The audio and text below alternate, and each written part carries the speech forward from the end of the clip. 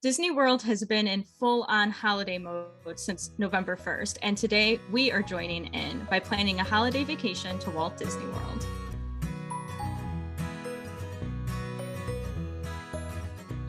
Welcome to Always Planning Disney, where planning is half the fun. I'm Cheryl. And I'm Melissa. And on this channel, we talk through all of the details that go into making our vacations magical. And a little extra magical today, right? Yeah, another hypothetical vacation too. I know. Well, we can pretend. It's starting to get cold here in Minnesota and not very snowy, which is sort of my least favorite thing when it's brown outside and not covered in beautiful snow. So let's indulge in some escapism.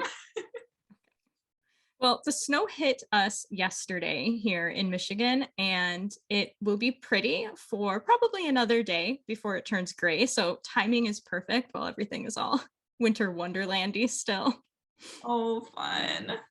So I guess we can start where we usually do, which is how long are we staying if we're traveling to Disney World for the holidays? And I'm going 3 days, much like our hypothetical anniversary trip. And really, I was thinking back to that when I was choosing my length of stay, combined also with reflecting on taking that sort of short trip when Jack was 6 months old. I think I'm going there just for the holiday, so I'm going to keep it nice and short. And if price isn't a factor, I think I'm going to stay at the Grand Floridian for my 3 days and 4 nights because the decorations are probably the best. And also, I want to go deluxe to get the late nights in the parks, which is something that I always will stay up for. So stay at the deluxe, get the best decorations, that wonderful gingerbread house, and a couple extra hours in the park. So Grand Floridian, my number one choice. Runner up for Beach Club, because they also have some nice gingerbread things going on there with the carousel, but Grand Floridian if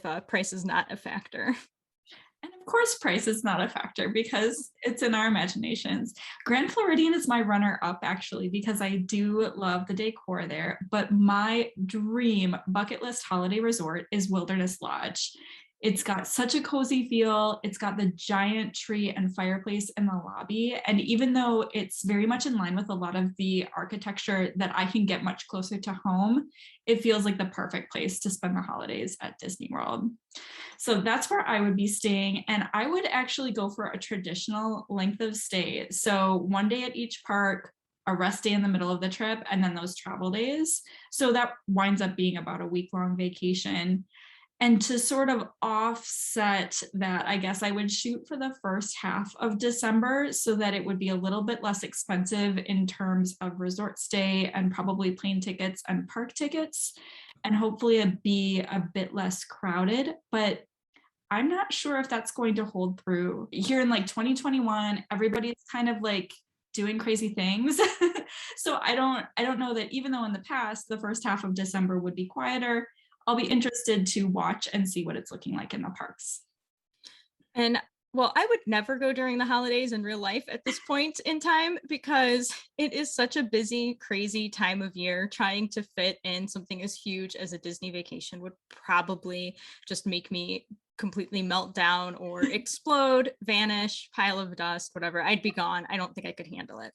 But when the point comes where I could squeeze it in, either beginning of December, just for I think like ease of planning and maybe less expensive and crowded, like you said, I don't know. Or I would just say forget it, and I would probably go in between Christmas and New Year's when it would be hellishly busy, I am sure. But if I'm at a point where I don't care, I mean, I don't care. But for this fake trip, I think I'm just doing, with my 3 days, a full Magic Kingdom, a full Epcot, and one split, or split all three. I'm thinking with my deluxe resort and getting those late nights, I'd have one at each park as long as I timed it right. However, I have heard that the days of the week, it's moving. I think like one went from a Wednesday to a Friday. And if they did that to me after I booked my trip, I would be so angry. But in my mind, with this imaginary trip, they're not moving the dates on me. So I'll have one late night at each park. That's really frustrating. And I guess you would just have to have park hopper tickets if they're doing that sort of thing so that you can hop over to the late night park if you need to. That's really annoying. I don't think we could skip parks on this trip. So I'd be doing one day at each of the parks. I'll explain why when we get to our must do's, because I do have something that's sort of a must do in each of the parks. And I was thinking about how I might arrange the trip. I think I might have the very last day of the trip be our Magic Kingdom day to end with like the full on magic. And then we'd see kind of how the other days fell. So here's a question for you with your Magic Kingdom day. Would you do Very Merriest after hours? I could not decide. I mean, if cost doesn't matter, okay, fine, I'll go. But my fear is that it's expensive and I am not completely sold on what it has to offer for the price. I am completely sold on what it has to offer. If I could swing that price, I would be there 100%. You've got a stage show, you've got a separate fireworks show, and you have the only parade that is running right now and has been running since the parks closed down. So, yes, please, I am there. And I'll say, even being from the north where it snows for many, many months out of the year, we love walking down the street and feeling the magic of snow. Like, snowing at Disney World, that's magical no matter where you come from. So I am all in on the Very Merriest after hours. I know it's super expensive, but if we could swing it, we'd be there. Yeah, if cost doesn't matter, I guess I could add it on to my Grand Floridian stay anyway if I'm affording that. I can afford Very Merriest after hours. I do think that for after hours parties, if I don't have a park ticket during the day, that sort of cancels it out. In which case, I think like doing one or the other would make sense. But I might have to add a day to my trip then, because if I only have three, I'm losing a park day then. Well, you'd have to, yeah, figure out how to swing it. I was thinking of maybe having that be our Animal Kingdom day so that we could do Animal Kingdom. They close a little earlier, and there's just not as many attractions in Animal Kingdom. So you could do Animal Kingdom, probably come back for a quick break or nap or whatever before going in for the after hours event. And then I was thinking the next day would be our rest day so we could all sleep in, because as I've said before, none of us, well, I guess aside from my husband, none of us stay up that late under normal circumstances. So we would be pretty thrown off by that. This is a really good idea that I think I might take to our next trip, because Animal Kingdom is traditionally a half day park for us. So we could do an Animal Kingdom partial day, have a little bit of a rest, do an after hours event, and then take the whole next day off as a rest day. I think that's a really good like rhythm to a trip to fit everything in. So I'm making note. Thank you. You're welcome. But in my mind, if I'm going there for the holidays, I'm also just showing up and walking around and enjoying it. So I don't think I'm partaking in Genie Plus or Lightning Lane. Yeah, that's an interesting thing to think about, because it does seem like the holidays are the time when you might really feel the need for Genie Plus or Lightning Lane if you're trying to ride rides, because the lines are going to be so stinking long with all those people there. So I don't know. I'd have to talk to my family about this and see how much riding they want to do versus just like eating treats and wandering around and shopping and that sort of like being in the magic stuff. My instinct though is probably to spring for Genie Plus on this trip. So I think walking around is the theme of my hypothetical holiday trip. And because of that, Epcot has the most must do's for me. Magic Kingdom, I mean, you have to go because it's beautiful and just to walk around and see it. And it's the castle. And I mean, I could never be anywhere near Orlando and not stop at the Magic Kingdom. So it's on my list for that. But my biggest must do's are all at Epcot, from the candlelight processional to Festival of the Holidays, the Olaf scavenger hunt. And in order to ensure a spot at candlelight processional, I'm doing a dinner package just to ensure I have a spot, because otherwise that can be difficult. And from the list, we had Beer Garden, Coral Reef, Garden Grill, Rose and Crown. I'm going Garden Grill. It's a guarantee everybody will like it. We've been meaning to try it, and AJ always rallies for it. So I will listen to AJ and we will go to Garden Grill. So we would do that too. We would totally get the dining package. We love holiday choir concerts. They're a big tradition in this part of the country. So we've gone to a lot of them at the local colleges, and I think it would be really fun to do that at Epcot.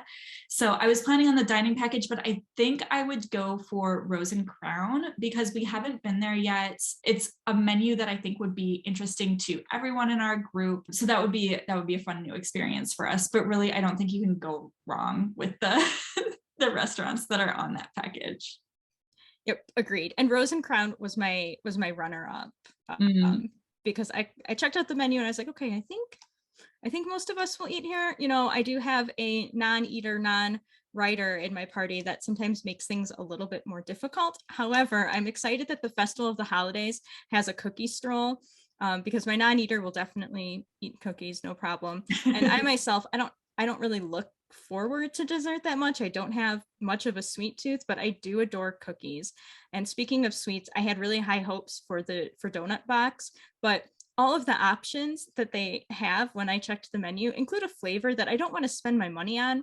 Mm. Pumpkin, not a fan of pumpkin. Coconut, only in specific circumstances. Chocolate, I don't like chocolate. And eggnog, so forget it. I'm out on the donuts, but I'm there for the cookies. I have no interest in the cookie roll at all whatsoever. And that's because I love baking and I get really into Christmas cookie baking. I did, I think, almost 30 different recipes of Christmas cookies last year. And so when I was looking at the cookies that they have on offer, I'm like, I can make these at home. Like if I'm going to get a special treat at Disney World, especially when they have so many offerings for both the holidays and the 50th anniversary right now, I'm going to get something that I personally cannot make in my own kitchen. So I am totally out on the cookie stroll. You enjoy that. Well, now I need you to send me some of these cookies because each year we only make one type, and it's this candy cane cookie that has been in my family forever. It is a pain in the butt to make, and we spend all day churning out these candy canes. And so that ends up being the only cookie I make myself. So I think I kind of like the idea of having other people make me cookies, and I just walk around and eat them. It's too bad you're not closer because I always need someplace to offload my cookies. So when it comes to savory, though, switching over from our desserts to the savory choices, I was looking at the menu, and when we're recording this, this is pretty recently released, I think, or maybe I just wasn't paying attention. But I haven't soaked in any reviews or videos of what the Festival of the Holidays have to offer this year. So I'm going straight off the menu description. So I'm headed to the Mexico Pavilion, where both the chorizo tostada and the beef tamale sound absolutely lovely. The overall menus didn't excite me as much as I had hoped, though, when I was looking at them. So I'm going to have to see how the reviews turn out, or if they make some changes as happens during these festivals. I don't have much to add about. I haven't dug into those yet. They weren't, I don't know, I was going through and I'm like, oh, this is it's okay. I really, the Festival of the Arts, and this may be an unpopular opinion, I think Festival of the Arts has some of the best food of the Epcot festivals, and so it's hard to compare to that. I wasn't all that excited with the menus. I checked out the drinks. A lot of the drinks seem sort of heavy and Mhm. sweet and like creamy and chocolatey. I don't know. So for the drink, I'm going to Morocco because it's a vodka drink, which is my favorite of all of the liquor options. And it's a fig cocktail. Fig vodka, sparkling wine, cranberry juice, whatever. I'll try it. Did you look at any of the drinks? I didn't really because in the past I just haven't been too excited about the festival offerings for this one. So that, like we talked about when I was sort of weighing the holidays versus Festival of the Arts in terms of our next trip, Festival of the Arts really won out for me because I'm just not very excited about those holiday blues. Yeah, and I'll admit at Festival of the Arts, I don't think maybe I tried one of the cocktails. I just went for a glass of wine from the wine option outside of Italy because they had such lovely choices, and I'm glad that I did. It's a little bit, I don't know, it's more of a guaranteed hit than spending double digits on fig vodka, which I've never heard of. So I might just replace this with a glass of wine. But then over at Epcot, the last thing I'm going to do is Olaf's tradition scavenger hunt. My non-writer would love that sort of thing, just walking around, finding whatever traditions we're looking for, getting stamps and a reward at the end. I just watched that short last night, so I'm feeling that that'd be a lot of fun, especially for your non-writer. But I feel like you've forgotten something important in Epcot, because I know that Living with the Land is one of your favorite rides, and there's a holiday overlay. You've got to ride that. I've never heard of this. I had no idea there's a holiday overlay at Living with the Land, so I need to know more about it. There is. I think it's not as talked about as some of the other, especially over at Disneyland, where you've got like the Haunted Mansion overlay and you've got the Small World overlay that are like really big overlays. This one I think is a little bit more subdued, but they put up holiday lights in the greenhouses and the whole narration is different and based around the holidays. So I think you got to check that out. Yeah, I definitely would. Living with the Land is always a must for me. There's something, well, you and I are both from the 80s, as is Epcot, and there's just something that's still so 80s and Living with the Land that I love. And also, I really like growing vegetables. I don't know. I'm attached to Living with the Land. It's something to do with those factors, I'm sure. Yeah. Okay, so you got basically your whole trip planned around Yes. Epcot. I'm going to the other parks. There's some really good stuff going on, and I have to say, my very most must do, the thing I have to do, is at a park you're not even going to, and that's the puppets at Animal Kingdom, the Merry Menagerie puppets. Have you seen them? No, this is another thing I haven't heard of. I guess because I have always said, well, I'm not going during that time. I haven't paid attention to anything. So again, I know nothing about these. I have not seen these in person because I haven't been there during the holidays when they have been around. I think they've only been around for a few years now, and I haven't been during that sort of Christmas to New Year's stretch when I had gone when I was younger. I haven't been during that time for a long time. It's been more into January. So they've got these adorable little winter animal puppets and you can interact with them, and they're just the cutest thing. They're the absolute cutest thing. And my husband really loves puppets in general. So I think he would have a lot of fun. I know our son would have a lot of fun. So that's like my number one thing that I'm doing at Walt Disney World during the holidays. And then at Hollywood Studios, where you're also not going, I love the decorations over there. They've got some good treats going on over there. And the projections on Tower of Terror look really cool. They're like telling a story, like, oh, I want to see that. So I would love to get to both of those parks. I do have to say, I really miss the Osborne family. What was it? Christmas dancing lights, something. I think those words are in the wrong order. Those were so cool. And now we don't have them because of Galaxy's Edge. So I do miss those. But I think it's still a fun park to visit for the holidays. And then going over to Magic Kingdom, which I know you're going to, but you haven't mentioned Jingle Cruise. We gotta ride Jingle Cruise, Melissa.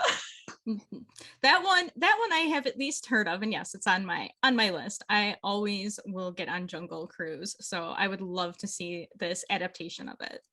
Yeah, we got to do that. And then since I'm planning a rest day for our trip, we would do some resort hopping on that rest day. So I'd want to hop over to see the Grand Floridian, see the gingerbread house there because that's so cool. I'd want to see that beach club carousel that you mentioned. And then after dark, I would want to go over to Fort Wilderness, the campground, and take a golf cart ride because people go all out with their lights at their campsites. And I got to see that firsthand. I've never seen that before. So we would do some of that. We'd probably do some shopping at Disney Springs as well because it's the holiday season. You got to do some shopping. Yep. And I tried to look at what I would potentially buy while I was there, but I didn't get too deep into my online window shopping. So I'd have to take care of all of that in person.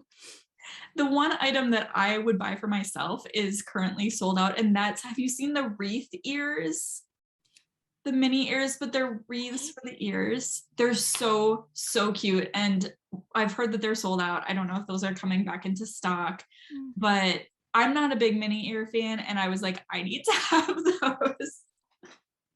Well, it's the headband. It squeezes heads a little bit too much for me, especially like behind the ears. And if you're wearing glasses or sunglasses, like there's always a conflict going on back there. And a mask now, so you got that. But yeah, I don't care. I would be, normally I'm a tiara girl, but for a holiday trip, I'm gonna pretend that they're in stock, and I would be getting those wreath ears and wearing those and holiday colors my whole darn trip and just really getting into the spirit. Thanks so much for tuning in. If you are taking or have taken a holiday vacation to Disney World,